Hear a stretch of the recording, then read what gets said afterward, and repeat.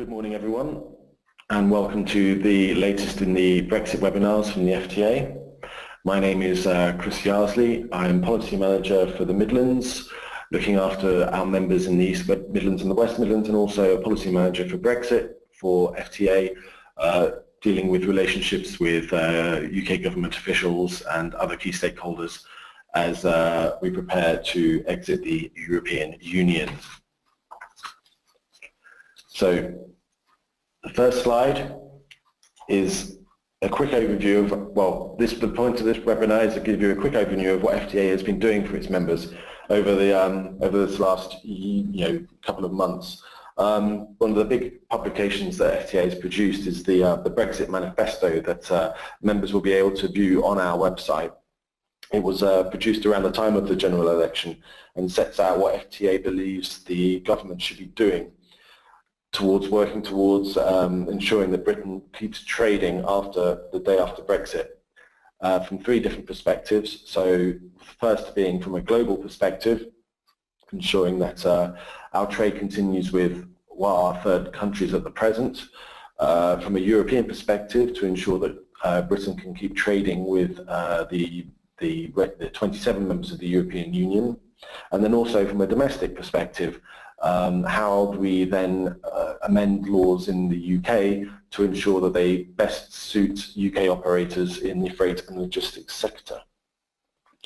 We've also been having regular meetings and consultations with you, the members. One of our key bodies that we have set up under Alex Veach, who is our Director of Global Policy, is the Customs Working Group.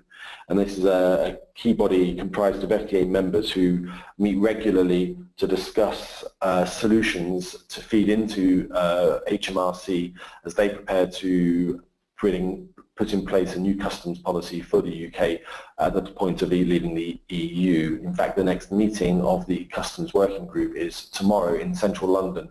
So if anyone does wish to participate in these meetings, please do get in touch with either myself or Alex at FTA, and we can see how we best participate. You can participate in these meetings.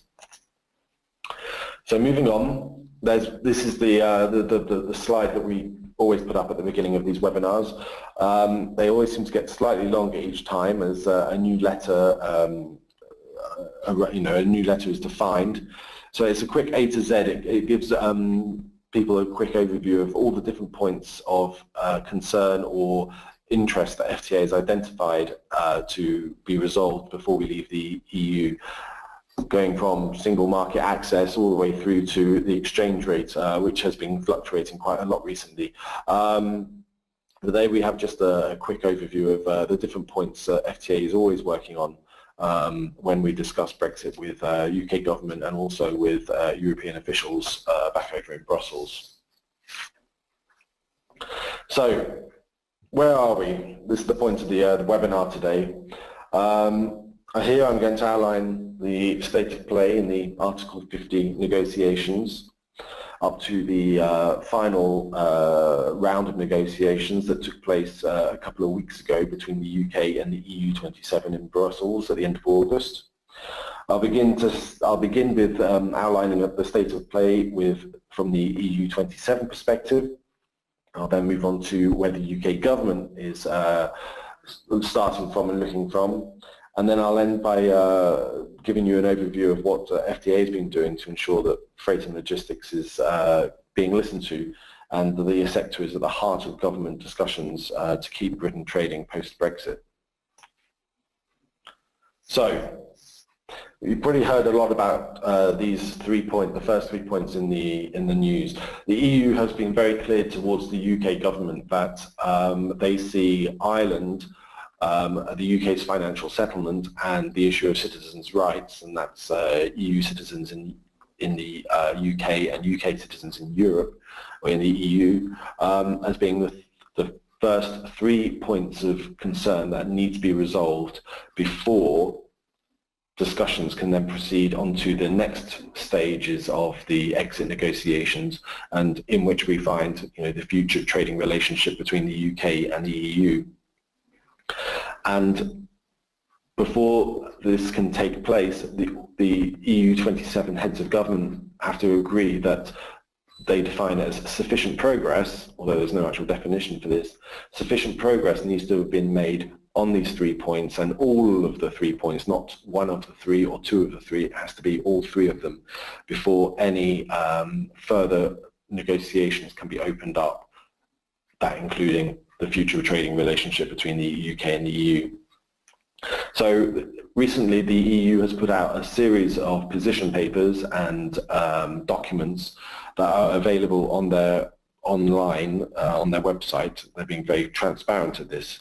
And on the Irish situation, they say it's for the UK government to propose the solution to this issue. They must defend the Good Friday Agreement and the peace accord over in Ireland, and also it must avoid the hard border issue and then protect the rights of EU citizens living in Northern Ireland because of the special relationship they have, where you can be considered an Irish citizen if you're born in Northern Ireland. On the financial settlement, the UK has admitted it does have obligations to pay, but the EU is pushing for a settlement that includes all contribution to the programs that the UK has signed up to, which may outlast Brexit, but the UK has signed up to it at the origins. So we have to try and figure out how much we are going to be paying into these programs, as well as the financial settlement of the budgets, the day-to-day running of the EU, and then also on citizens' rights. The EU wants a definite deal on these rights for the citizens in the UK and the UK citizens in the EU. And in a recent speech, the issue of the Home Office letters to 100 EU citizens living in the UK, asking them to leave the country, was highlighted as a point where trust has not been built up between the two sides on this issue, and there is still a long, long way to go before this point can be considered settled and we move on to the next round of negotiations. So the UK government's position has been spelt out in various degrees of satisfaction to different people in a number of set-piece events and speeches. The first one was the Article 50 letter, which was the actual formal notification of our desire to withdraw from the European Union and all other bodies and agencies that are overseen by the Court of Justice. And that was explicitly spelt out within this letter. And this is where you have these discussions about our membership of Euratom, where for nuclear transports around the EU, for health products, as well as nuclear power. Theresa May also set out in her speech, the Lancaster House speech, her desires for the jurisdiction of the ECJ to end in the UK. And then also the most important is the formal revocation of the piece of legislation that brought EU law into domestic law, which is the 1972 European Communities Act. And this is what is considered the EU withdrawal bill, which used to be called the repeal bill. And Westminster has recently been discussing at second reading this withdrawal bill, which then seeks to take a snapshot of legislation at European legislation and introduce it into domestic legislation. And you may think, well, this is already the case, but there are pieces of legislation that aren't written in UK law but have supremacy in UK law, such as the driver's hours regulation, for example.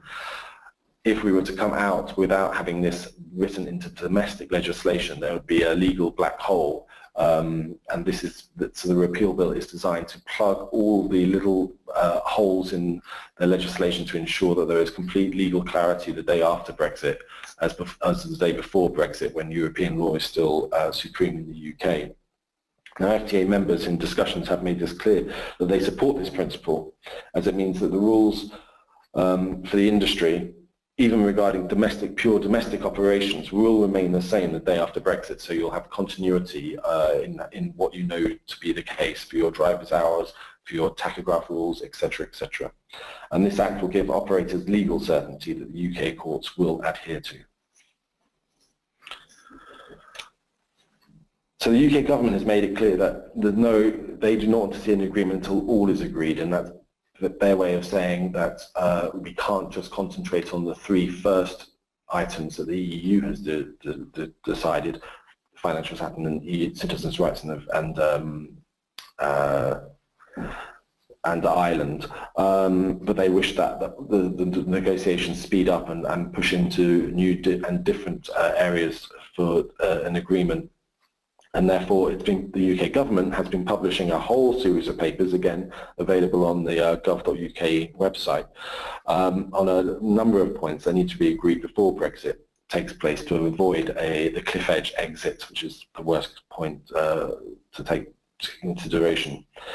The most important point is that the opening up of negotiations on future trading relationship, they claim it's almost impossible to discuss the Irish border, for example, without discussing how trade is going to look like between the UK and the EU, of which Ireland will remain a member.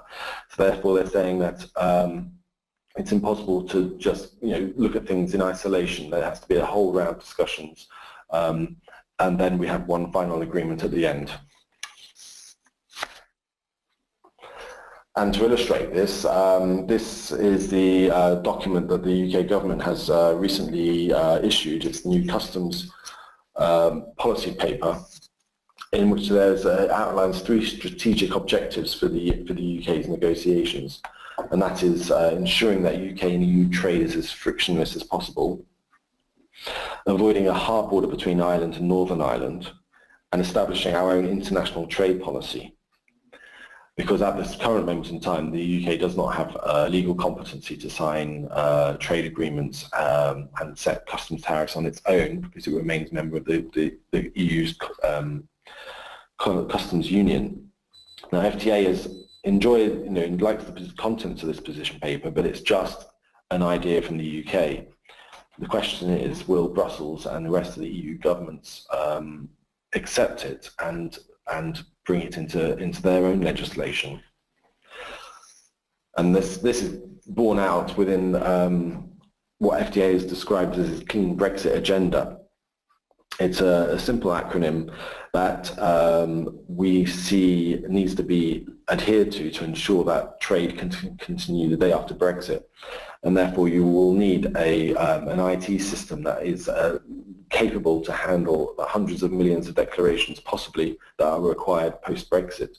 The current system called Chief is in the process of being replaced, and we need this to be up and running on day one without any issues.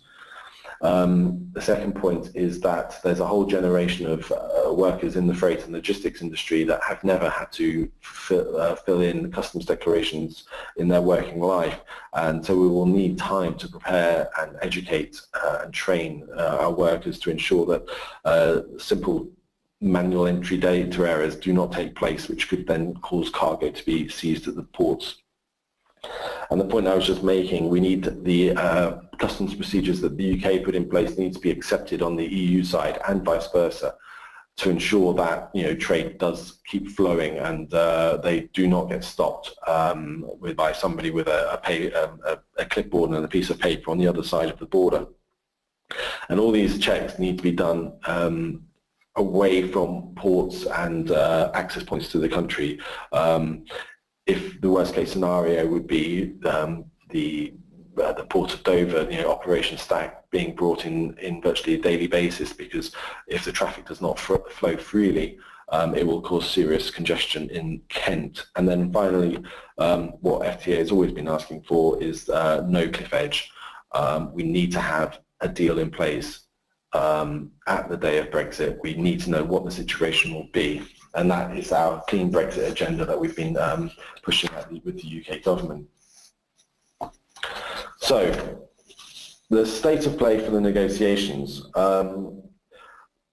There's now been 3 rounds of direct formal negotiations between the 2 sides, led by David Davis from the UK side and Michel Barnier from the EU side, the last of which concluded at the end of August.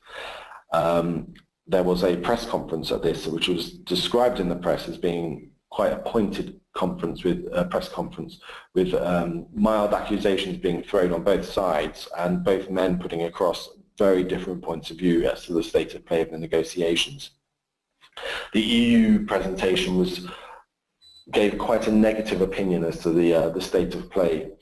As we said before, on Ireland, they say it's as the UK that's leaving the European Union, it's very much up to the UK government to come forward with proposals on how we would avoid a hard border on the island of Ireland, and also protect the rights and obligations derived from the Good Friday Agreement. But they believe that the UK has not done this yet, and there is still a lot of work that the UK government needs to do to ensure that the EU is satisfied that the UK has offered a solution to the Irish situation. Again, on the financial settlement point, the EU is very negative on this. They see the UK is trying to avoid financial obligations that it signed up to that would be still valid post March 9, 2019, but that we are now, in their eyes, avoiding to be paid. These are development programs or loans to Ukraine, for example. And on citizens' rights, again, they think there's still a long way to go before the trust is built up. I've made direct reference to the letters of expulsion that were sent out to EU nationals in the UK. The EU also wants to see some ECJ oversight on EU citizens in the UK and to protect their rights. And this, for the UK government, is one of the red lines of having ECJ oversight in the UK. From the UK perspective, however, David Davis did say that there had been some progress in the negotiations, so talk of failure is quite premature. He highlighted there had been agreement on the EHIC card that everyone takes when they go abroad to ensure that they can prove that they have the right to access emergency medical care in another EU country. That has apparently been decided that will remain valid post-Brexit. But what is very clear is that the two sides are still some very way apart from being able to take, at the forthcoming October meeting of the heads of government, EU heads of government, a decision that sufficient progress has been made on the three main priority areas, which would allow an opening up of further negotiations. It might be that this decision is now postponed to the following council meeting that will take place in December, which means another 2 months of possible negotiation time on the future trading relationship has been lost. It must not be forgotten that most experts believe a deal needs to be hammered out by the autumn of 2018, so essentially in 1 year's time, to allow for all the national parliaments to ratify the deal, for the UK Parliament to have the vote on, and which David Davis has ensured that the UK Parliament will have a vote, and for the European Parliament to vote on the deal as it has the ultimate veto on the deal in a simple vote that will take place before March 2019. So if there is no hope for a total deal before 2019, what can we hope to put in place? And this possibly leads on to negotiations of an interim deal or a transitional deal or an implementation deal, depending on the language of who you talk to. So it's been quite fast moving in the last week or so. This week the government saw its first key vote on the withdrawal bill as it defeated a Labour attempt to introduce different amendments to it. The government's view is that the repeal bill needs to simply go through unamended to ensure that the legal situation is exactly the same post-Brexit as it is on the day before Brexit.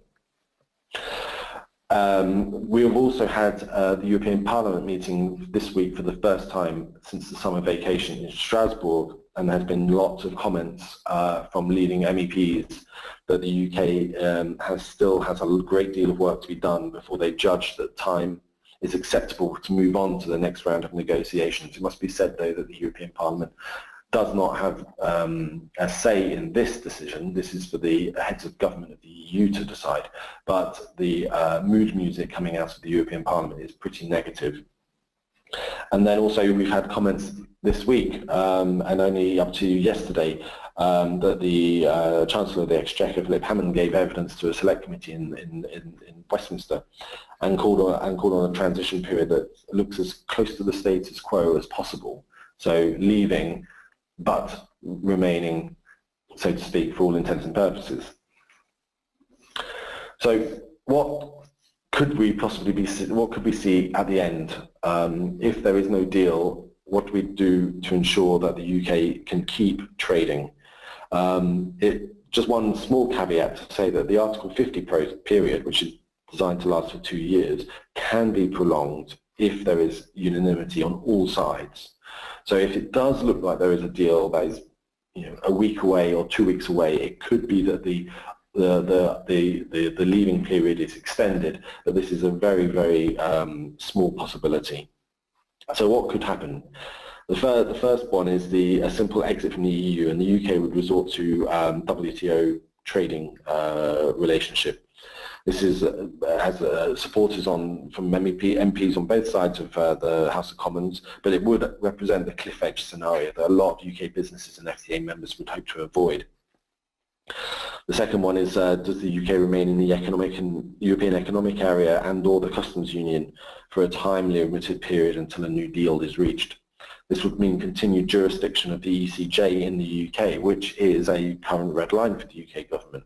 They would need to make that decision. However, it would give stability to businesses for the initial post-Brexit period, as rules and procedures would remain the same. But for how long? We also have the European Free Trade Association that the UK was a member up until our decision to leave and join the EU. This means we would rejoin Iceland, Norway, Liechtenstein and Switzerland as members of this. Again, this would offer a different legal jurisdiction, as the EFTA has its own court that rules on trade disputes, for example. So it would enable the UK government to say that the ECJ no longer is directly applicable in the UK. So moving on to the final slides. This is how we're going to set out what the FTA has been doing on members' behalf. We've been using our extensive network of contacts within all the government departments to ensure that civil servants and ministers have all the information they need to help prepare for our exit from the EU. I have recently had meetings within the Department for Exiting the EU alongside my colleagues, and this will continue in the future. FTA has a very strong relationship, and our reputation is strong within the department for our knowledge and our ability to give their government officials what they need to do their own work. We've also, I've mentioned at the beginning of the webinar, Alex Beach, who's our Director of Global Policy. He is actually working on secondment for 2 days a week within HMRC. He's working on customs policy, so FTA is offering its own talent to the UK government internally to help forge a new customs working relationship for when we leave the EU. And also, members continue to give us the knowledge and your experience for our discussions. And our next UK Council meeting in November will have a Brexit session after it, following the main conclusion of business. So if you are a council rep who attends Freight Councils, please do come along and participate in that meeting in November. So that's been a very quick run through of what's been happening during the summer months since our last webinar.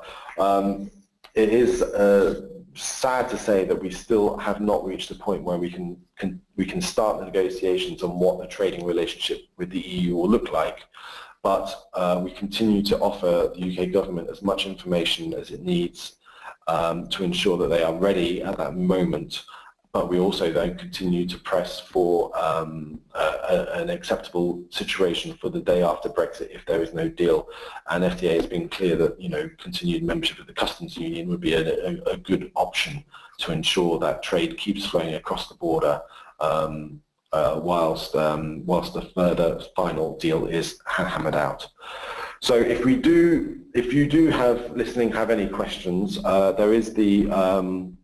there is the option on the webinar interface to drop them in a box, and they'll be sent over to us, and we'll be able to reply to them when we can respond to them. This webinar will also now be uploaded onto our website shortly, so you'll be able to listen to it again if you need to.